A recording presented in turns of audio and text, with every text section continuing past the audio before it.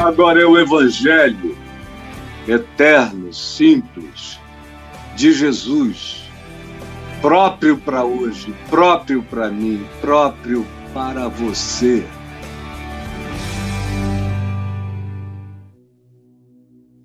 Então, não perdendo mais qualquer tempo, eu quero mostrar para você o texto e o tema no qual nós vamos falar hoje. Eu quero que você leia em Romanos 6, de 10 a 14. E a nossa questão aqui é a seguinte: é possível viver sem o domínio do pecado? É possível viver? Paulo afirma que é possível viver sem o domínio do pecado. Ele afirma isso várias vezes. Todos os apóstolos dizem isso, mas especialmente Paulo e João. João, como nós vimos ontem, é peremptório, e ele diz: quem tem a divina semente não vive pecando. E aquele que vive pecando não conheceu o amor de Deus, nem a justiça de Deus, nem a graça de Deus. Mas aquele que conheceu não consegue mais viver na prática do pecado. Eu tentei explicar isso da maneira mais simples e prática ontem. Espero que você tenha estado ontem. Se não esteve, é só pegar aqui no YouTube a mensagem de ontem e ouvi-la para você com seu melhor coração. Hoje, de certa forma, eu quero dar uma continuidade, e a pergunta é essa: é possível viver sem o domínio? Sem o domínio, não é sem a presença do pecado. O pecado está aí, não só fora de mim, me habita, como diz Paulo em Romanos 7, porque o pecado me habita. E ele quer se tornar Senhor, quer se tornar o dono, o amo da minha existência, quer me fazer escravo, quer me fazer uma máquina de repetições dos seus vícios.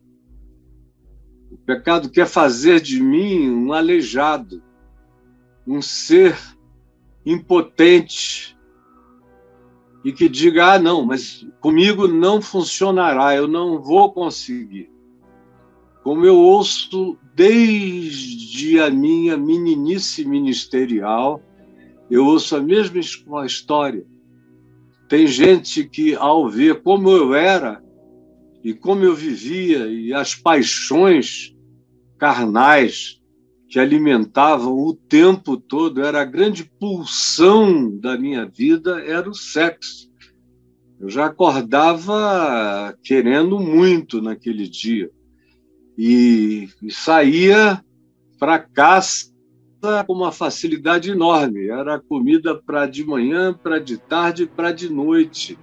E era com esse sentido de objetivação de caçadores inafetivos, sem preocupação de nada, sem nem querer guardar a carne para o dia seguinte, é só a mordida da hora e vamos em frente.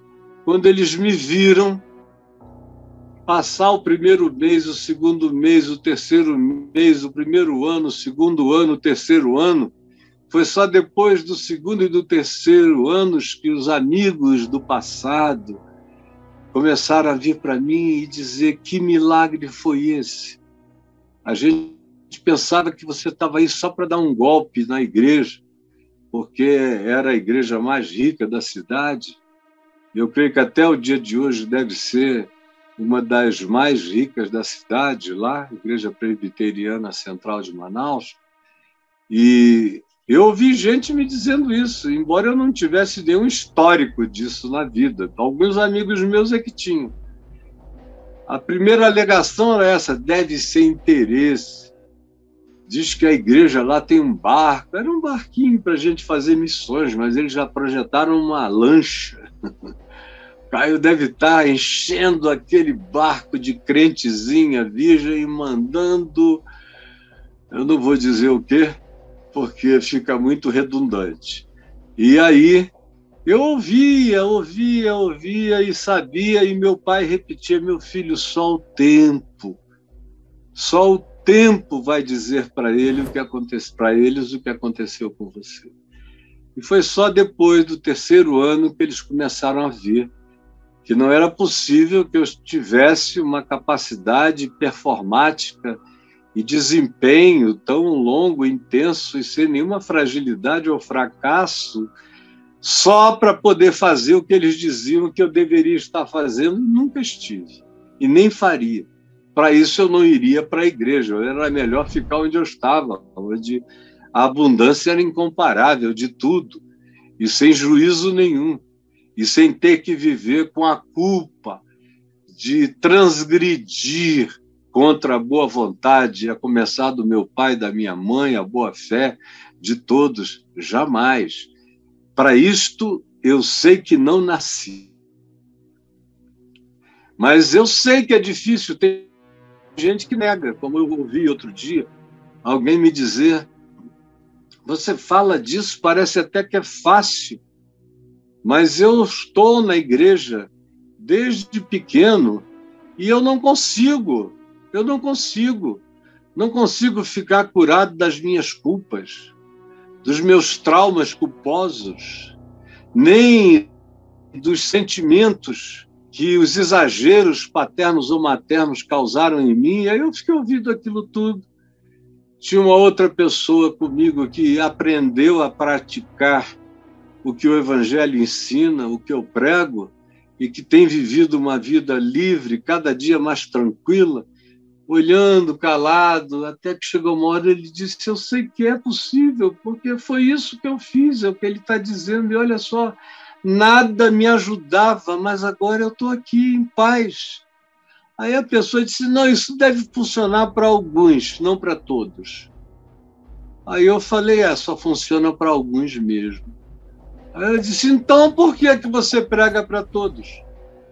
Eu falei: porque só funciona para todo aquele que quer e crê.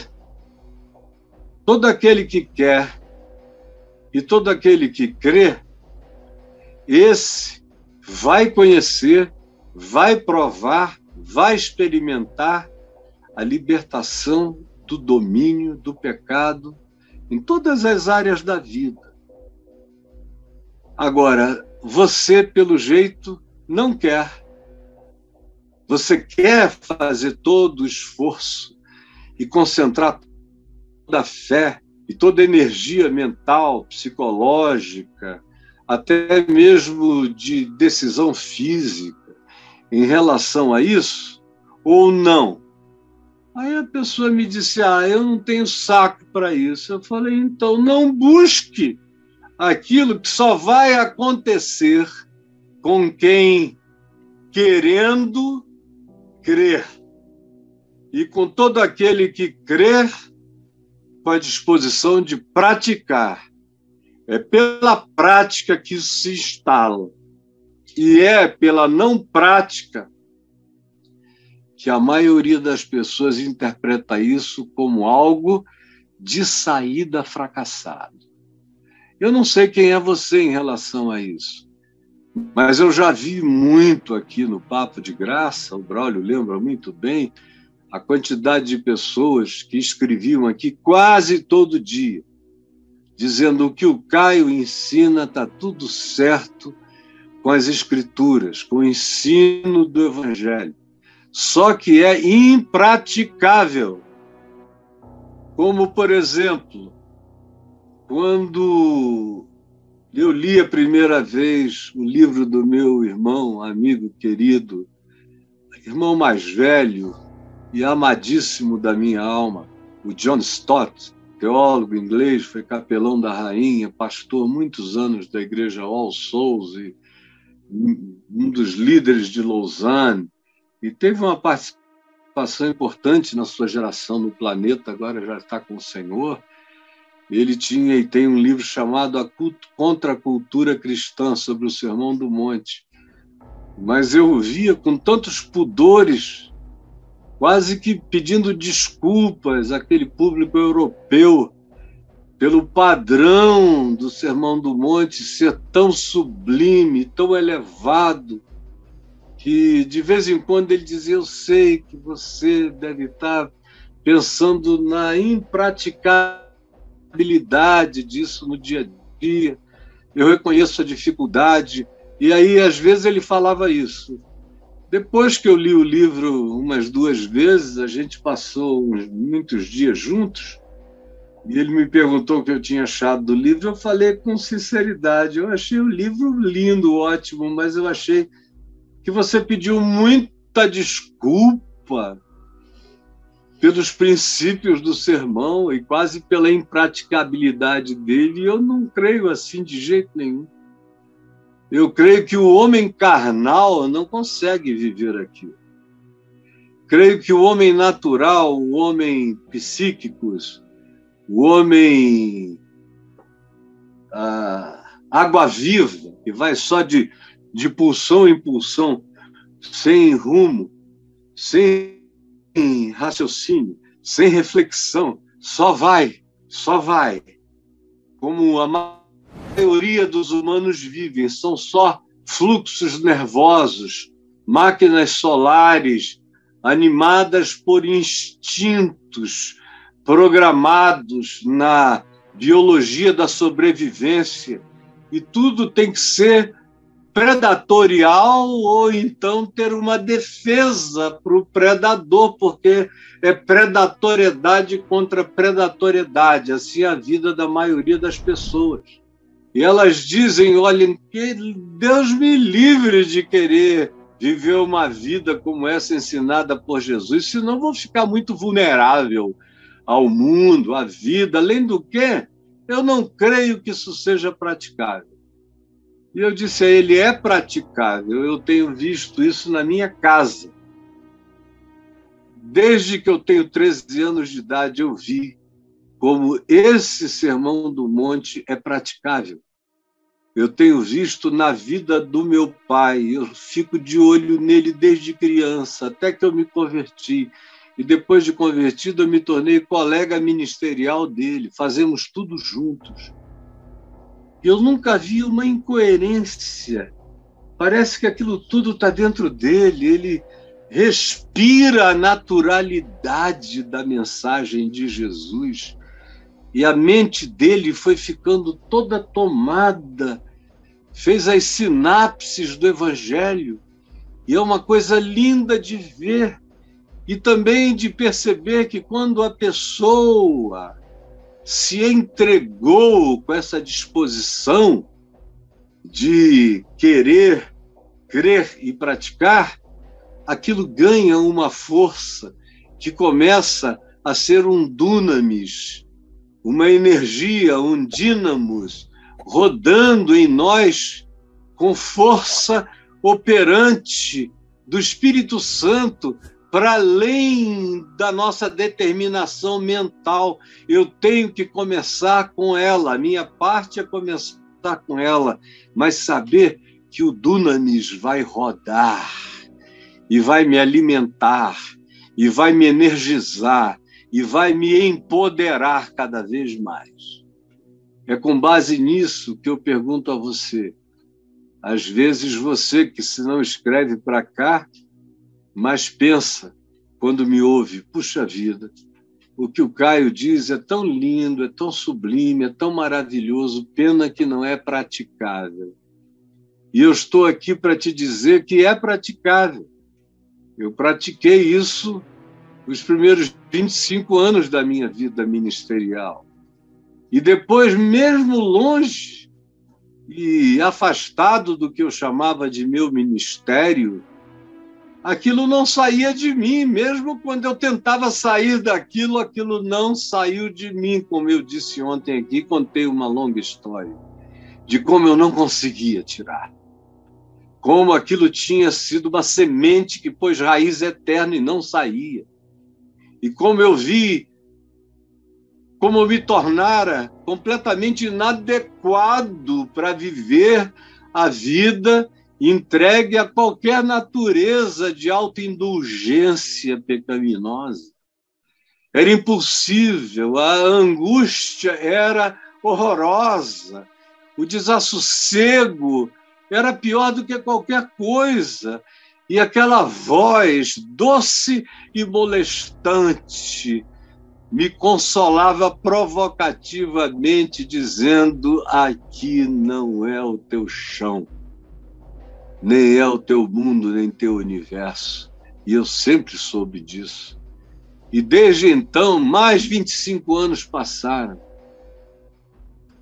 Eu estou aqui, a cada dia, vivendo tudo isso como coisa mais fácil, mais simples, mais natural, com aquela alegria do meu pai, sem esforço nenhum, sem nenhuma dificuldade, seja dentro de casa, seja em qualquer lugar da terra, seja nos antros do mundo piores possíveis, seja em meio àqueles que são os argumentadores mais hostis, seja em meio às atitudes persecutórias, seja em meio a qualquer coisa, e a minha vida não é bolinho, não tem sido, e graças a Deus por isso, porque eu só fico melhor à medida em que a prensa do azeite espreme, o azeite sai mais puro.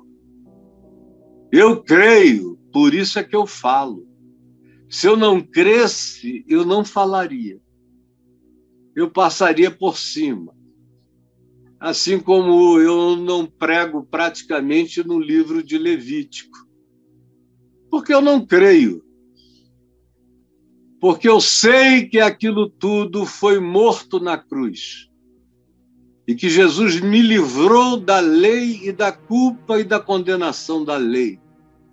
E eu fui salvo pela justiça de Cristo na cruz, que me justifica pela fé. Isso me dá paz com Deus, por meio de Jesus.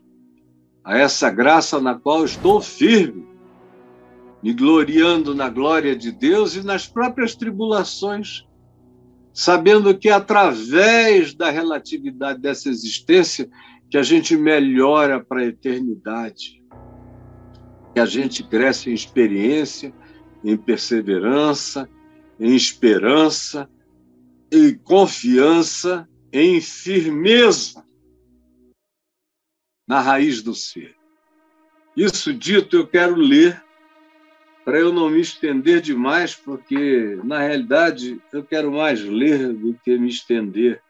O verso 10, para eu não começar de muito antes e não ir até muito depois, porque aqui há uma repetição dos mesmos princípios, do início do capítulo 6 em diante. São os mesmos princípios, mas estão resumidos aqui do verso 10 ao verso 14. Pois, no que diz respeito a ter morrido, ele está falando da morte de Jesus, e diz: vocês sabem que Cristo ressuscitou dentre os mortos. E porque ele ressuscitou, ele já não morre. Nunca mais vai morrer. A morte já não tem domínio sobre ele, porque ele morreu uma vez e ressuscitou de uma vez para sempre. A morte perdeu o domínio, ela já foi vencida nele. E então ele prossegue e nos diz: pois quanto a ter morrido, de uma vez para sempre morreu para o pecado, mas quanto a viver, vive para Deus. Assim também vós. O problema é o assim também vós, porque coloca em equivalência. Diz que o que aconteceu com Jesus, que morreu e ressuscitou, e porque ressuscitou, ficou livre do pecado e da morte para sempre, ele continua dizendo: assim também vocês. É a mesma coisa. Depende de você querer, de você crer, de você se entregar para praticar. Se esses três aspectos não compuserem os vetores da sua decisão, não adianta, cara. Não vai ser por osmose, nem por repetição, nem por doutrinação, nem por frequência, nem por nada. Essas realidades só se resolvem dentro de nós, na existencialidade, na decisão profunda do ser, pela fé que remove montanhas de fora e de dentro do ser. E quando Jesus disse isso, ele estava falando muito mais daquelas montanhas religiosas. Ele tinha acabado de ver a figueira cheia de folhas, mas que não dava fruto, aquelas anomalias. Ele disse que a fé, quando é verdadeira, quando se entrega, muda tudo, resolve tudo, transplanta tudo, altera tudo, até vocês. Então ele prossegue e diz: assim também vós, considerai-vos. Considerai-vos. Considerar-se é uma coisa que acontece antes de ser. Eu começo a me considerar. Antes que as coisas mesmo tomem todas as configurações finais. Eu considero que sou dono de um terreno e considero que praticamente já construí a minha casa. Agora eu sei que eu preciso acabá-la, mas eu, pelo terreno que já havia, eu considerei que ela poderia ser erguida, e pelo trabalho feito eu considero que a maior parte já está feita. Eu não estou mais lidando com um projeto mental, eu estou lidando com uma concreção a ser constatada no cotidiano da vida. É verdade, existe, é palpável, está aí. Considerai-vos, portanto, assim também vós, como ele morreu e ressuscitou. Portanto, a morte já não tem domínio sobre ele, assim também vós. Ou seja, há um princípio de transferência da solidariedade empoderada de Jesus, alterando o meu poder de ser. Ele vai derramar o Espírito Santo em mim, vai colocar o Dunamis em mim, vai ativar o desejo e a energia da transformação, da mutação, da regeneração, da nova vida em mim. Mas eu preciso querer, crer e me dispor a praticar. Por isso Paulo diz: assim também vós, considerai-vos. Considerai-vos o quê? Diz ele: mortos para o pecado. Mortos. O pecado está aí, eu vejo, ele já me emulou muito mais na vida do que me emula hoje, ou há muito tempo. Eu vivi os primeiros 20 e tantos anos da minha vida de fé sem ser molestado pelo pecado, especialmente pela forma de pecado que mais me perturbava quando eu era jovem. Nenhuma molestação. Depois, o que aconteceu foi quase uma decisão de permitir que acontecesse. E não conseguir ficar lá foi uma constatação da minha impossibilidade. Foi por saber que eu tinha morrido, que não dava mais para eu ser um zumbi perambulante pelo mundo, porque eu tinha morrido. Não dava mais para mim, nem como zumbi, porque eu sabia que eu tinha morrido para o pecado. Eu me considerei, e não era só consideração, era certeza, que eu estava morto para todo tipo de pecado. Eu fui muito tentado pela vaidade ministerial, pela soberba, pelo empoderamento que me era dado de todos os lugares, de todas as formas e de todos os níveis sociais e econômicos. Tentado. E eu via um monte de gente dizendo: eu não sei como você aguenta, eu com muito menos não seguro a onda, e para mim não era um problema.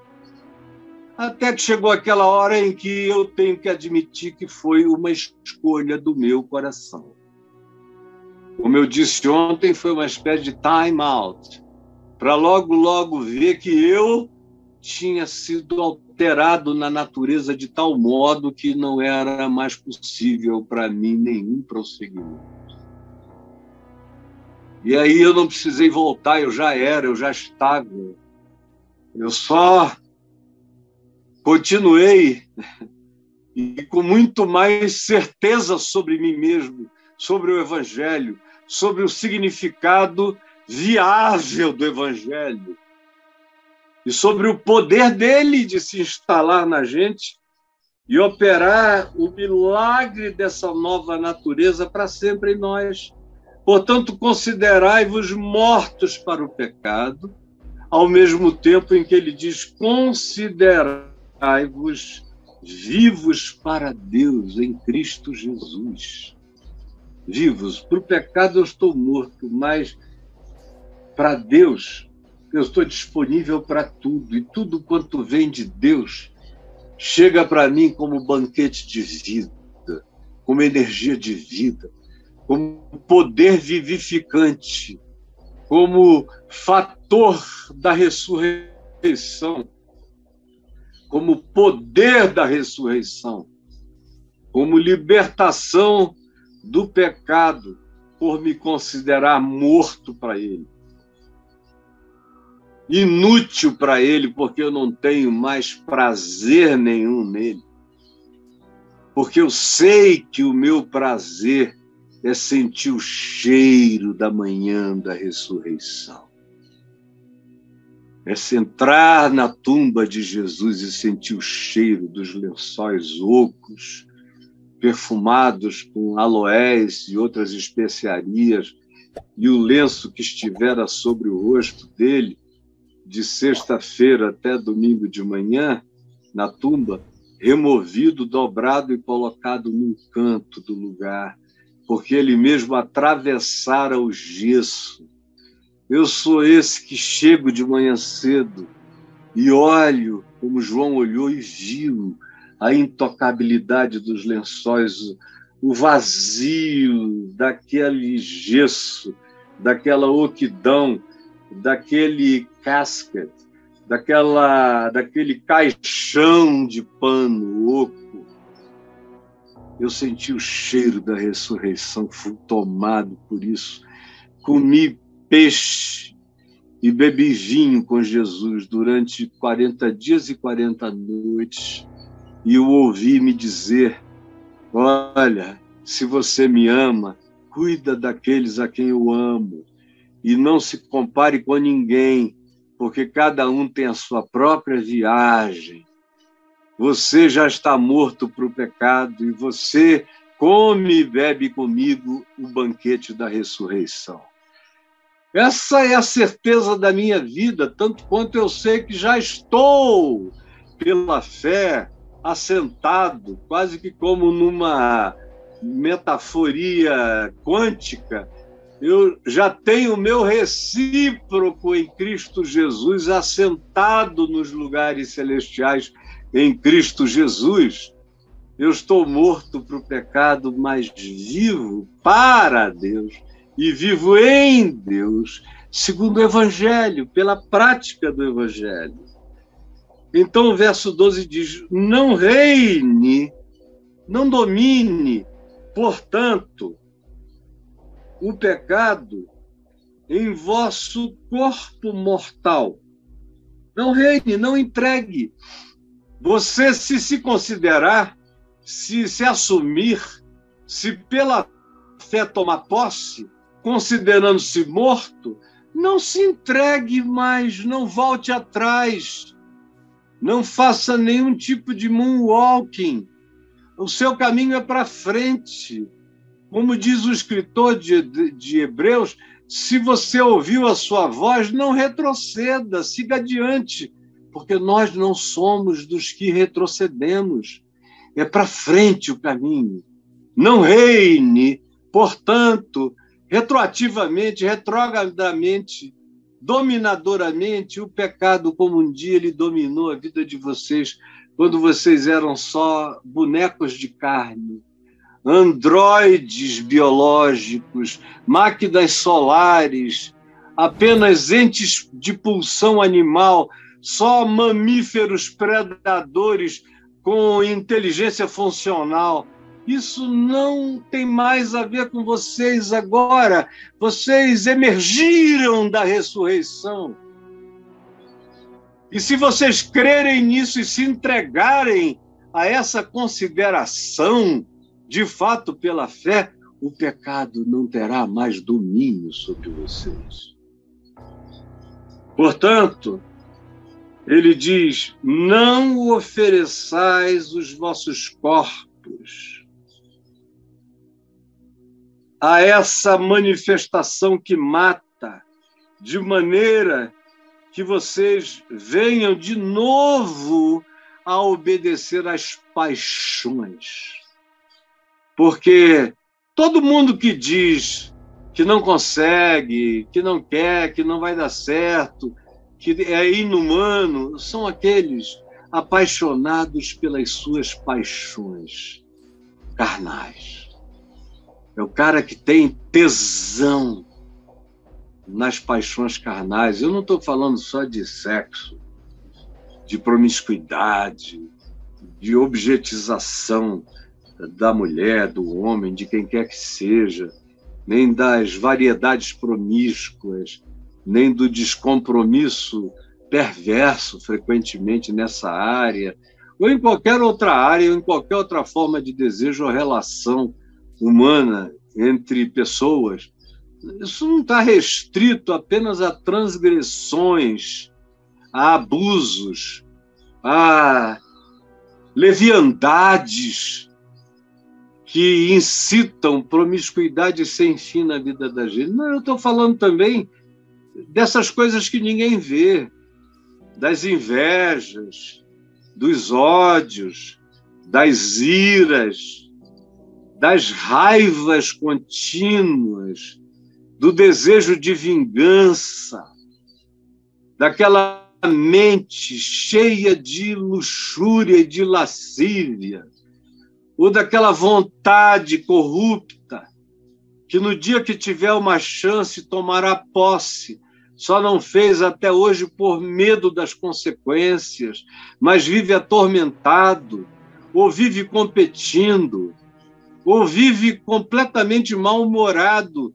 porque é uma pessoa frustrada, que estabelece sonhos que supostamente seriam a realização do significado da vida dessa pessoa. Geralmente são sonhos, muitas vezes, para além do realizável, e a própria pessoa bota alvos elevados demais para não atingir, porque tem gente que não quer chegar lá, tem gente que quer ter o argumento de dizer que não consegue, e quanto mais diga que não consegue, mais se assenta no trono da mediocridade e reina com o cetro da idiotice. São esses que dizem: não, isso é para outro, para mim não. Essa coisa de ser pela fé é básico demais. Eu já fiz 4 anos de yoga e não consegui. Já fiz meditação transcendental e não consegui. Faço terapia há 9 anos e não consegui. Você vem me dizer que se eu crer que já foi tudo realizado por Jesus da cruz e me entregar a isso, que eu vou conseguir ser quem eu nunca consegui, quem eu nunca fui, nem acho que serei? É isso? Qual a prova que você me oferece? Eu falo da ressurreição de Jesus, mas eu tenho para alguns pode ser até arrogância, mas a coragem de dizer, porque eu vi do meu pai, eu vi e vejo em mim, eu vi nos meus amigos mais entregues, como o John Stott, que eu mencionei aqui, que era um homem santo.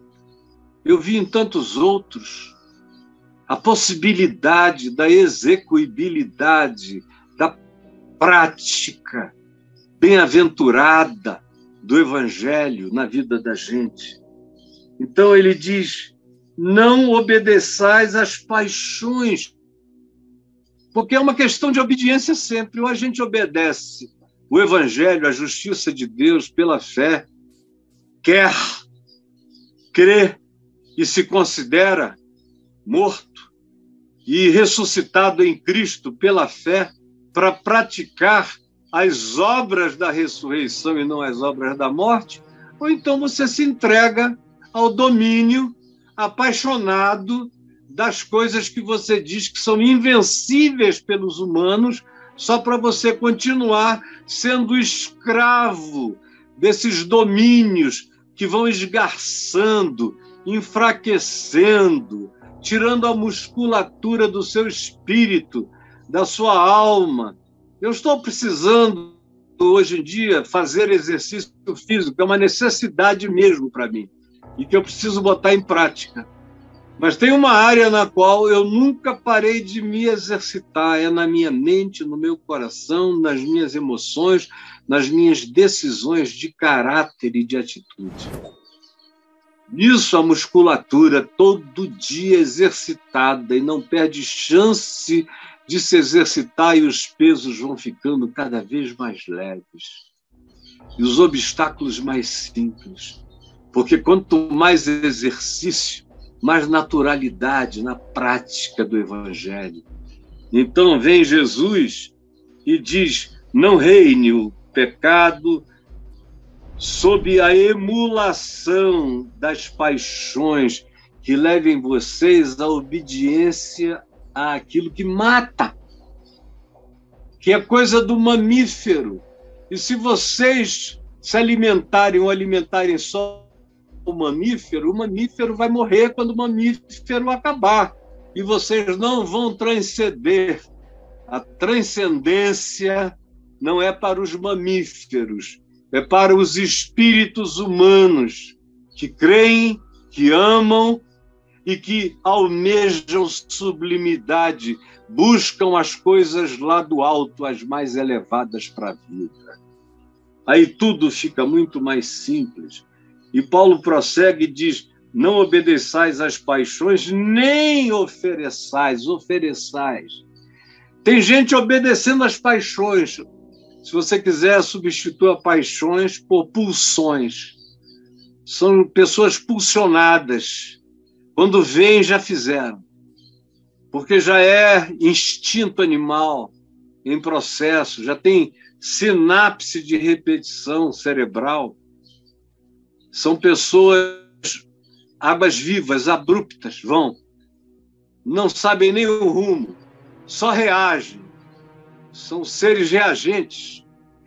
Mas tem aqueles que são seres conscientes, que se oferecem, que fazem a escolha.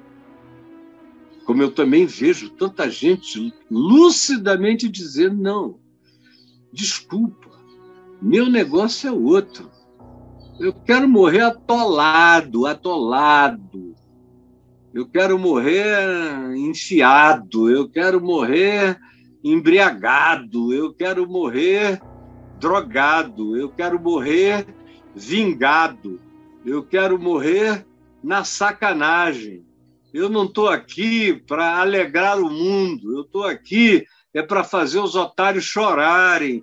E eu vejo pessoas, esse companheiro aí, de espécie humana, que faleceu, Olavo de Carvalho, era um cara que aparentemente, embora algumas pessoas que o tenham conhecido mais de perto me dissessem que para algumas pessoas ele era generoso, para algumas, embora a filha diga que não, a família diga que não, todo mundo que chegou perto diga que não, e quem ficou mais de um ano com ele saiu de lá apavorado, com medo dele, da loucura dele.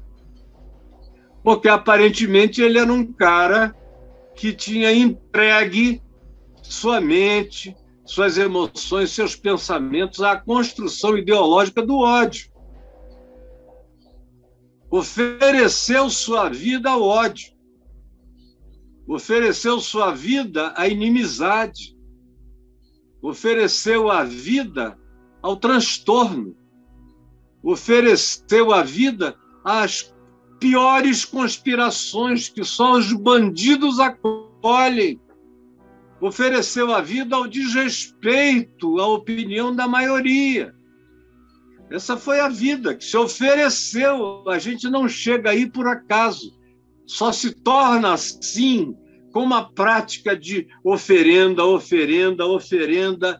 É algo que vai se tornando num poder religioso, de prática do ser, essa oferta.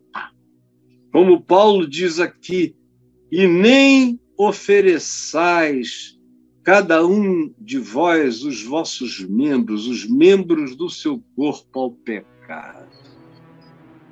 E pode ser uma oferta do cérebro, do pensamento ao pecado. Não é só uma questão de membros físicos. Não enfia teu dedo aí, meu filho. Isso não era muito a política de Paulo. Em Colossenses 2, ele diz que a tentativa de ficar santo em Cristo, com base em externalidades, falia sempre. Essa coisa de dizer, não põe o dedo aí, não bote a boca acolá, não beije isso aqui, não beba isso, não coma aquilo, não toques nisso, nem naquilo outro, tem aparência exterior de piedade, mas não tem nenhum valor prático contra a sensualidade no coração. Quanto mais arrogantes nós nos fazemos santos, mais tarados no coração nós nos tornamos, porque a presunção de santidade por justiça própria é o alimento que o pecado mais gosta de comer em nós. Guarde isso. O que mais alimenta o pecado é a justiça própria, que se torna o melhor alimento para o pecado em nós. Então Paulo prossegue e diz, nem ofereçais cada um de vós os vossos corpos ao pecado. É oferecer a vida debaixo do sol. Quando é corpo, ele não está falando só do elemento físico, mas é a historicidade, a fisicalidade, a visualidade, a percepção social de vocês. Não entreguem essa existência no espaço-tempo à prática do pecado, porque vocês naturalmente vão conseguir sem esforço. Não é preciso esforço para praticar o pecado. Tudo em nós já tende nessa direção. O bicho, o mamífero ou o centauro que me habita quer esse alimento, quer essa oferta, quer essa entrega, quer essa consagração, quer que a minha vida seja um acontecimento solar que não tenha nenhuma transcendência a não ser de um animal no cio, ou com fome, ou sob o impacto da predatoriedade como ser humano. Então ele prossegue e nos diz, não façam isso, não ofereçam, não tenham essa deliberação, não façam essa escolha mental para que os vossos corpos não se transformem em instrumentos de iniquidade. Essa coisa toda do pecado tem a ver com duas realidades. Uma é que eu não preciso mais viver escravo, porque o salário do pecado é a morte, mata mesmo, destrói a vida no espaço-tempo, vai acabando com ela, vai acabando com o nosso caráter, vai acabando com o nosso poder de decisão, vai nos diluindo, vai tirando a nossa solução de caráter, de um lado, tanto quanto também o que isso produz é a morte. Quando você morrer, você morreu, você não vai adiante. O pecado leva para o Seol, para a tumba. E o salário dele, o pagamento dele é a morte. E o Seol é um inferno. A ideia hebraica de inferno era ser jogado na nulidade absoluta, na extinção. Quando você morrer, morrerá. Acaba aí. E a ideia do inferno tem a ver com a eternidade, não com céu e espaço-tempo, mas com a experiência da consciência, o que ainda é uma chance de graça, que infelizmente nem todo mundo apanha nos segundos finais da existência, onde cabe a eternidade toda, com impacto em nós, mas tem gente que ainda assim mantém o coração bloqueado, ou tem gente que fica deixando para essa hora, supondo que virá para todos, e nem todo mundo sabe se experimentará a mesma coisa. É o que a gente resolve aqui, debaixo do sol, no espaço-tempo. Portanto, não se ofereçam para que vocês não se transformem em instrumentos do pecado. A segunda coisa que eu ia dizer é isso. Quando a gente se entrega, a gente não apenas peca contra nós mesmos, mas a gente se torna um instrumento do mal no mundo. Todo aquele que se oferece se torna um instrumento do mal no mundo. A minha única chance é deixar de ser instrumento do pecado e ser instrumento de Deus, instrumento de Cristo, instrumento do Espírito Santo, instrumento do Evangelho, instrumento do amor, da justiça e da verdade do reino de Deus. É para isso que eu estou aqui, não para ser instrumento do pecado, não para ser aparato de destruição da vida. Mas tem muita gente que pensa que se oferece para viver assim, isso não tem consequências. Você está fazendo mal a si mesmo e a muitos outros, além de que quando morrer, morreu. Não há esperança para você. Mas antes, Paulo diz, ofereçais a Deus a vossa vida, oferecei-vos a Deus como ressuscitados dos mortos, como quem saiu da tumba com Jesus pela fé. Ele ressuscitou, eu ressuscitei, eu morri com ele, ressuscitei com ele, e ofereçam consciente, lúcida e decisivamente os vossos corpos a Deus, vosso ser histórico a Deus, vossa experiência espaço-temporal a Deus, como instrumentos de justiça, não de iniquidade, mas de justiça, como aparato de planura no mundo, como um João Batista que vai aterrando os caminhos, facilitando as passagens, preparando o caminho do Senhor. É para isso que eu estou aqui, para ser instrumento da justiça do reino de Deus, porque o pecado não terá domínio sobre ti, Caio.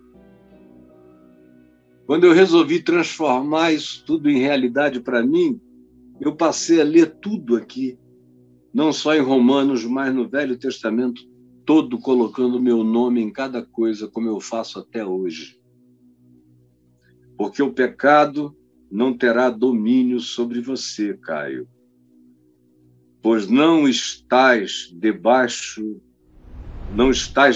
da lei, mas sim vivendo sob a graça. Porque tudo que o pecado precisa é se alimentar da minha culpa ou da minha indiferença na prática do pecado, ou da iniquidade que criou raiz e crosta em mim e foi me assambarcando, de modo que às vezes você já não se separa mais da sua iniquidade. Você e a sua iniquidade se tornam um. A sua vida é um instrumento permanente daquilo que trabalha contra a justiça do reino de Deus. Mas se você se considerar morto para o pecado e vivo para a vida de Deus, a vida da ressurreição, se você fizer isso e você se oferecer, e se você se oferecer crendo, praticar, e praticar, e praticar, sua consciência vai entrar num estado de pacificação. Seu coração terá sido totalmente apaziguado em relação a Deus. O pecado está morto e consumado, a dívida rasgada. A mente já não viverá mais sob o tormento de autoacusações. E a minha vida não será instrumento de engano, nem de sedução, nem de mentira, nem de vingança, nem de ódio, nem de raiva. Ao contrário, será instrumento de justiça, de amor, de bondade, de graça, de perdão. E aí eu experimentarei praticando isso todo dia, de verdade, não com a boca, nem apenas com assentimentozinho teológico, mas com o coração até as entranhas. Você vai experimentar a realidade se tornar um instrumento da justiça neste mundo e pelo resto da sua vida. Como diz o Apocalipse, depois do Apocalipse, o Apocalipse diz que depois de tudo, os seus servos continuarão a servi-lo de eternidade a eternidade. E eu não vejo a hora de entrar nessas outras dimensões, aonde a revelação de tudo será absoluta. E eu terei alegria maior do que a dos anjos, porque eu sou uma impossibilidade que foi resgatada pela cruz e foi catapultada para Deus na ressurreição e recebeu o privilégio de poder viver sem ter que oferecer o corpo, a vida, a história, como um animal que está aqui para carregar cargas ou para ser um especialista em patadas e em guerras. Não. Eu estou aqui para me oferecer para a ressurreição. Eu me considero morto, me considero ressuscitado, me considero assentado nos lugares celestiais. Sei que o pecado já não tem domínio sobre mim, a menos que eu queira me entregar, a menos que eu decida fazer qualquer coisa. Do contrário, até na dimensão mais subjetiva, quando ele bate, já vai de bate-pronto. Eu não deixo nem a bola quicar. Não deixa a bola quicar. Caiu na área, chuta, mano. Chute. Não faça pezinho com ela, nem vá mostrar habilidades de controle, de domínio, porque ela domina você. Chuta para longe, segue o teu caminho, porque assim eu sei, e não é uma teoria que eu estou compartilhando, é a experiência da vida que eu estou dividindo. Sei que o pecado não terá domínio sobre nós. Jesus, eu tenho tentado repetir simplificadamente cada coisa. E eu peço que o teu Espírito ajude muita gente a crer, para provar, para experimentar e para viver a vida digna do Evangelho, com aquela abundância prometida. E com a celestialidade plantada em nós, habitados nós pela tua glória, pelo Espírito de Cristo que habita em nós. Ó Espírito Santo, eu sei que tu estás trabalhando agora no coração de muitos. E a ti eu entrego essa palavra pura, simples e verdadeira, falada em nome de Jesus, conforme me foi entregue. Amém, amém e amém.